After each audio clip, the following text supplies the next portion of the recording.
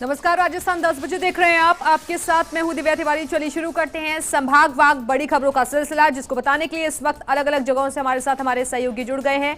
लेकिन सबसे पहले रुख कर लेंगे जयपुर संभाग का, जहां से आज की सबसे बड़ी खबर बता रही है हमारी सहयोगी श्वेता मिश्रा।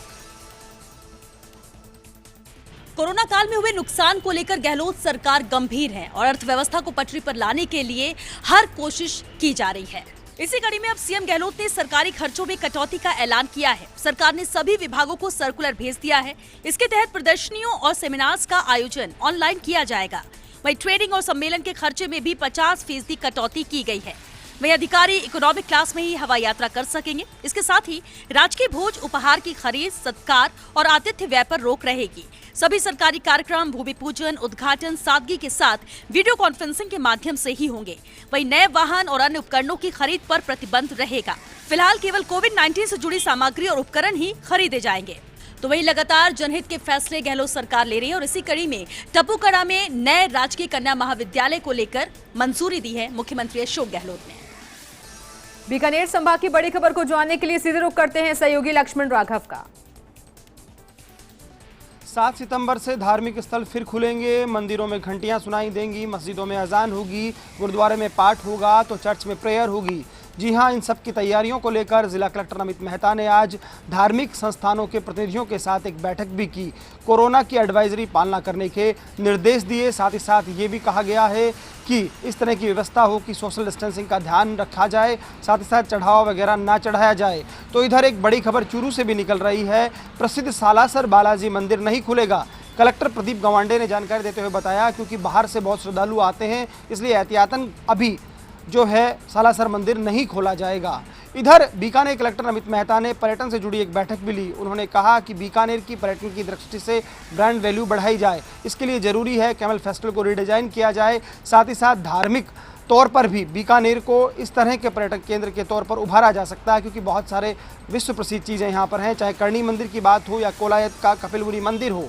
कुल मिलाकर कलेक्टर का फोकस इस बात पर था कि कोरोना की चुनौती के मद्देनज़र बीकानेर के टूरिज्म उद्योग को फिर से डेवलप करने के लिए कुछ ठोस कदम उठाए जाने चाहिए।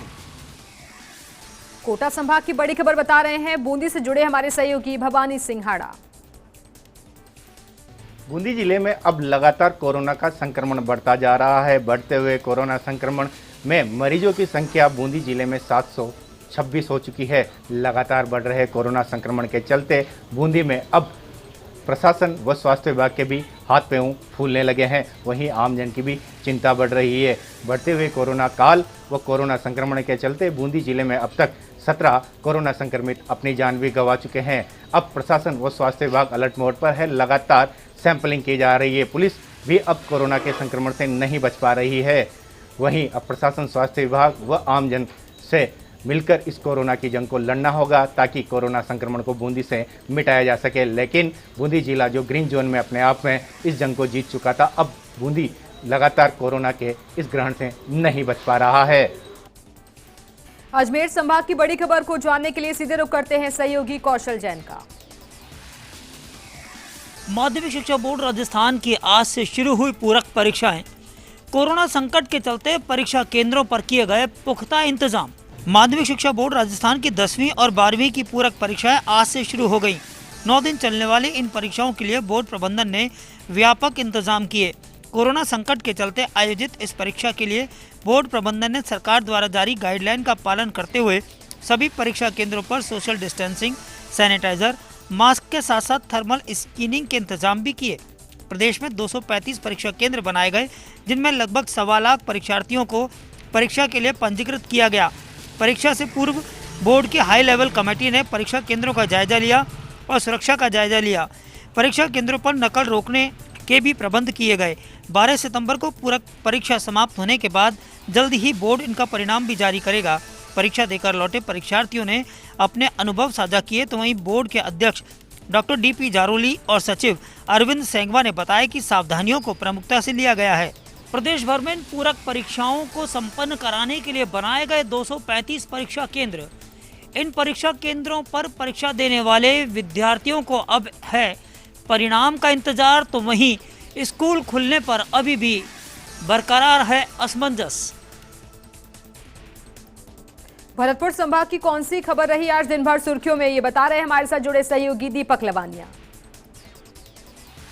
भरतपुर संभाग का सबसे बड़ा आरबीएम अस्पताल भले ही नए भवन में शिफ्ट हो गया हो, लेकिन अस्पताल में अभी भी अव्यवस्थाओं का पूरा बोलबाला है। अस्पताल के हालात इतने खराब हो चुके हैं कि मरीजों को यहाँ स्ट्रेचर तक नसीब नहीं होती है। मरीजों को या तो उनके तीमारदार अपनी पीठ पर लाद कर ले जाते हैं या मरीज खुद ही परेशानी उठाकर अस्पताल तक पहुंचता है। एम्बुलेंस में अगर किसी मरीज के साथ तीमारदार है तो उसका इलाज जल्दी शुरू हो जाता है। अगर किसी मरीज के साथ तीमारदार नहीं है तो वे मरीज कई घंटों तक एम्बुलेंस में पड़ा रहता है। अस्पताल की लिफ्ट तो मरीजों व तीमारदारों के लिए एक बड़ी समस्या बन गई है। लिफ्ट में स्ट्रेचर व मरीज को तो अस्पताल कर्मचारी प्रवेश नहीं करने देते, लेकिन सफाई की ट्रॉली को कर्मचारी लिफ्ट में लेकर जाते हैं। लिफ्ट व्यवस्था बदहाल होने से मरीजों को कई मंजिल सीढ़ियां तय करनी पड़ती हैं। इन दिनों अस्पताल से सुरक्षा गार्ड भी नदारद हैं और आए दिन नशेबाज अस्पताल में हंगामा मचाते रहते हैं। फर्स्ट इंडिया न्यूज ने पूर्व में भी अस्पताल की इस तरह की अव्यवस्थाओं को दिखाया था और कुछ दिन बाद हालात सुधरे भी थे, लेकिन अब स्थिति फिर से पहले जैसी हो गई है। राज्य के चिकित्सा एवं स्वास्थ्य राज्य मंत्री डॉक्टर सुभाष गर्ग अपने विधानसभा क्षेत्र के इस अस्पताल की हालत सुधारना चाहते हैं, लेकिन अस्पताल के अधिकारियों की लापरवाही के चलते अस्पताल में व्यवस्थाएं बजाय सुधरने के बिगड़ती ही जा रही हैं। और उदयपुर संभाग की अब बड़ी खबर बता रहे हैं सहयोगी रवि शर्मा। उदयपुर पिंडवाड़ा हाईवे पर बेकरिया थाना क्षेत्र में हुआ भीषण सड़क हादसा। बजरी से भरे अनियंत्रित ट्रेलर ने 2 बाइक सवार सहित 4 लोगों को लिया चपेट में। चारों ही लोगों की मौके पर हुई मौत। उदयपुर जिले के गोगुंदा पिंडवाड़ा हाईवे पर बेकरिया थाना क्षेत्र में आज भीषण सड़क हादसा हुआ, जिसमें 2 बाइक सवार सहित 4 लोगों की मौके पर ही दर्दनाक मौत हो गई। दरअसल बजरी से भरा एक ट्रेलर पिंडवाड़ा से उदयपुर की ओर तेज रफ्तार में आ रहा था।